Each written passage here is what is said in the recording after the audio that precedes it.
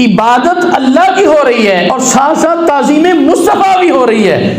اور علیہ السلام نے یہ نہیں ارشاد فرمایا کہ صحابہ کیونکہ تمہارے چہرے قبلہ سے پھر گئے تھے، تم نے مجھے دیکھ لیا تھا، یا تم جو ہے وہ تمہاری توجہ جو ہے وہ ہٹ گئی تھی اس لیے نماز دوبارہ پڑھ لو. نہیں، حدیث مبارکہ کے لفظ ہیں، علیہ السلام نے ارشاد فرمایا اے میرے صحابہ نماز کو مکمل کر لو،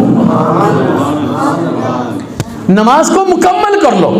یعنی یہ نہیں فرمایا کہ دوبارہ پڑھو، بلکہ فرمایا بس جتنی پہلے پڑھی تھی باقی جو ہے وہ پوری کر لو. یعنی نماز جو ہے اس کو کیا کر لو، مکمل کر لو. تو سامعین محترم، عبادت جو ہے وہ اور چیز ہے اور تعظیم مصطفیٰ اور چیز ہے. تعظیم کو آپ عبادت نہیں کہہ سکتے، وہ حضور کا ادب ہے، وہ شاعر اللہ کا ادب ہے. اس کو اگر کہیں کہ فلاں کا ادب کیا ہے اور ادب کرنے کی وجہ سے وہ مشرک ہو گیا ہے تو یہ جائز نہیں ہے. علیہ السلام کی کثیر احادیث مبارکہ، ایک مرتبہ نہیں یہ واقعہ اور کئی مرتبہ ہوا. حضرت ابو صدیق رضی اللہ تعالیٰ عنہ ایک تو پھر نماز پڑھائی اور حضور علیہ السلام باہر قبیلے کے میں تشریف لے گئے تھے صلح کرانے کے لیے، اور نماز کے دوران حضور علیہ السلام جو ہے وہ تشریف لے آئے. نماز ہو رہی تھی، جب نماز ہو رہی تھی تو صحابہ کو پتہ چلا حضور تشریف لے آئے ہیں. حضرت ابو صدیق رضی اللہ تعالیٰ نماز پڑھا رہے تھے تو صحابہ نے جو ہے وہ تالیاں بجائیں، ایسے تالیوں کی آواز اس وقت یعنی اجازت تھی. تو بعد میں حضور صلی اللہ علیہ وسلم اسی حدیث میں منع فرما دیا تو تالیاں بجائیں. تو پھر حضرت ابو صدیق رضی اللہ تعالیٰ عنہ کو خبر ہوئی کہ اتنی جو وہ محو تھے نماز کے اندر، تو جب انہیں پتہ چلا تو وہ پیچھے ہٹے. تو علیہ السلام نے ارشاد فرمایا ابو بکر صدیق نماز پڑھاؤ، یعنی کہا کہ نماز پڑھاؤ، یعنی میں آپ کے پیچھے پڑھتا ہوں. لیکن حضرت ابو صدیق رضی اللہ تعالیٰ عنہ پیچھے آ گئے. علیہ السلام آگے بڑھے. حضور علیہ السلام نے بقیہ نماز پڑھائی. نماز پڑھانے کے بعد علیہ السلام نے حضرت ابو بکر صدیق رضی اللہ تعالیٰ عنہ سے پوچھا، فرمایا ابو بکر کیا وجہ تھی؟ تجھے میں نے کہا تھا نماز پڑھاؤ، نماز کیوں نہیں پڑھائی؟ یا رسول اللہ، یا حبیب اللہ، پیارے آقا، ابو قحافہ کے بیٹے کی یہ مجال کہ اللہ کے نبی جو ہے اس کے آگے جو ہے وہ ہوں اور اللہ کے نبی کے جو ہے وہ بطور امام جو ہے وہ امامت کروائے اور اللہ کے نبی موجود ہو، اللہ کے نبی میرے پیچھے نماز پڑھے. ابو قحافہ کی یہ جرت نہیں ہو سکتی، میں نے آپ کے پیچھے ہی نماز پڑھنی تھی. اور علیہ السلام نے کسی حدیث میں منع فرما دیا، فرمایا کہ یہ تالیاں جو ہیں یہ نہ بجاؤ بلکہ جو ہے وہ سبحان اللہ کہہ دیا کرو، سبحان اللہ کہہ دیا کرو. ایسے الفاظ جو حضور صلی اللہ علیہ وسلم نے ارشاد فرما دیے. تو یاد رکھیں ادب جو ہے وہ اور چیز ہے اور عبادت اور ہے. عبادت یاد رکھ لیں اللہ تبارک تعالیٰ کے سوا کسی کی جائز نہیں ہے. اگر کوئی کسی کو معبود سمجھ کر اس کی وہ عبادت کرتا ہے جیسے اللہ کی عبادت کرتا ہے تو یہ شرک ہے، اور شرک جو ہے یہ سب سے بڑا گناہ ہے.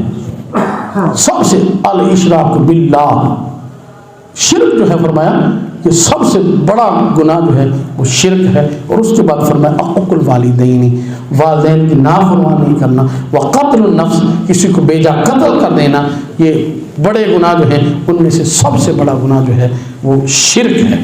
تو عبادت جو ہے وہ غیر اللہ کی نہیں ہو سکتی، لیکن تعظیم مصطفیٰ جو ہے یہ جائز ہے.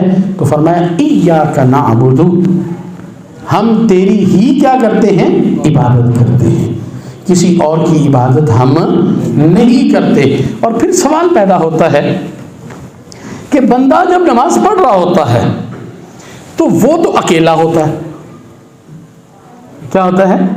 اکیلا ہے، نماز پڑھ رہا ہے تو ظاہر ہے کہ وہ اکیلا سورہ فاتحہ پڑھ رہا ہے. تو ایاک نعبد کیوں کہا؟ عابد آنا چاہیے تھا نا، میں تیری ہی عبادت کرتا ہوں. عابد اکیلا بنا نا، سورہ فاتحہ پڑھ رہا ہے نا. تو فرمایا ایاک نعبد، ہم تیری ہی عبادت کرتے ہیں. بندہ اکیلا پڑھ رہا ہوتا ہے تو یہ جمع کا صیغہ کیوں آیا؟ تو مفسرین نے اس پہ کلام کیا.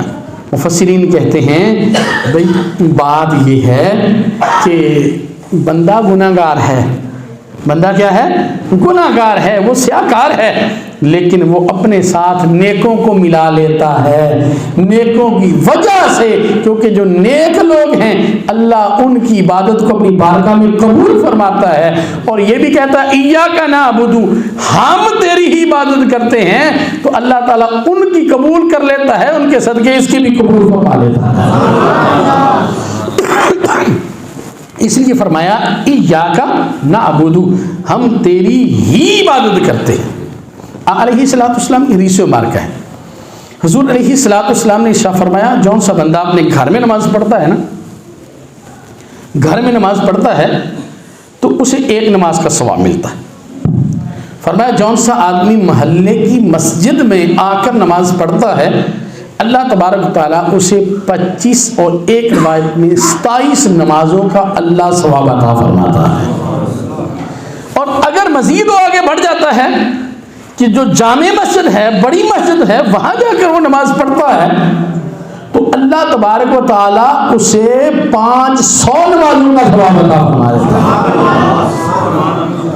اور اللہ کرے کوئی مسجد اقصیٰ میں جا کے پڑھ لے تو علیہ السلام نے ارشاد فرمایا اللہ تبارک و تعالیٰ اسے 25,000 نمازوں کا ثواب عطا فرماتا۔ اور کوئی حضور نے فرمایا میری مسجد، اس حدیث میں فرمایا میری مسجد میں جا کر نماز پڑھتا ہے، اللہ تبارک و تعالیٰ اسے 50,000 نمازوں کا ثواب عطا فرماتا ہے۔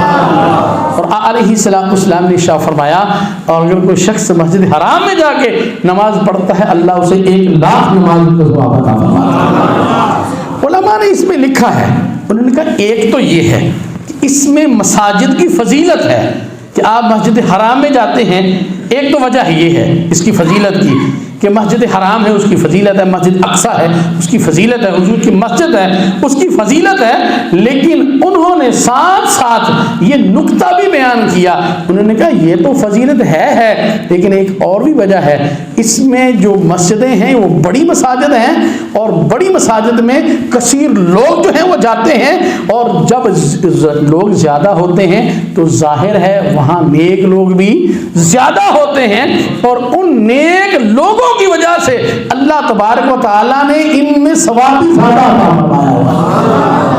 اب دیکھیں نا جی، آپ محلے کی مسجد میں پڑھیں تو آپ کو 27 نمازوں کا ثواب ملتا ہے، اور جامع مسجد میں چلے جائیں تو 500 نماز کا ہو جاتا ہے۔ یہ ہے تو دونوں ہی مسجدیں، چلے وہ ان کی اتنی فضیلت ہے، جو محلے کی مسجد ہے اور جامع مسجد ہے وہ تو مسجد ہی ہے، ان کی اور فضیلت تو کوئی نہیں ہے، یہی فضیلت ہے کہ وہ مسجد ہے، لیکن فرق یہ ہے کہ وہاں کثیر لوگ ہوتے ہیں اور محلے کی مسجد میں کم لوگ ہوتے ہیں، ان کثیر لوگوں کی وجہ سے جو ہے کیونکہ ان میں نیک لوگ زیادہ ہوتے ہیں، اللہ تبارک و تعالیٰ ان زیادہ نیک لوگوں کی وجہ سے اس بندے کو اجر بھی زیادہ عطا فرما دیتا ہے۔ تو اس لیے فرمایا ایاک نعبد، ہم تیری ہی عبادت کرتے ہیں، یعنی کہ ہم اس میں سارے نیک لوگ، انبیاء علیہ السلام، صالح لوگ سارے کے سارے جو ہے وہ آ جاتے ہیں، تو ان کے صدقے سے اللہ تبارک و تعالیٰ پھر اس گناہگار کی نماز کو بھی اپنی بارگاہ میں قبول فرما لیتا ہے۔ تو ایاک نعبد، اس میں تھوڑے سی گفتگو کی انشاءاللہ تعالیٰ اگلے درس سے قرآن پہ ایاک نستعین جو ہے اس میں انشاءاللہ تعالیٰ جو ہے وہ گفتگو کریں گے۔ اللہ تبارک و تعالیٰ میرا یہ تھوڑا سا بیان کرنا اپنی بارگاہ میں قبول فرمائے، اور اگر اس میں کوئی غلطی کوتاہی ہو گئی ہے اللہ تبارک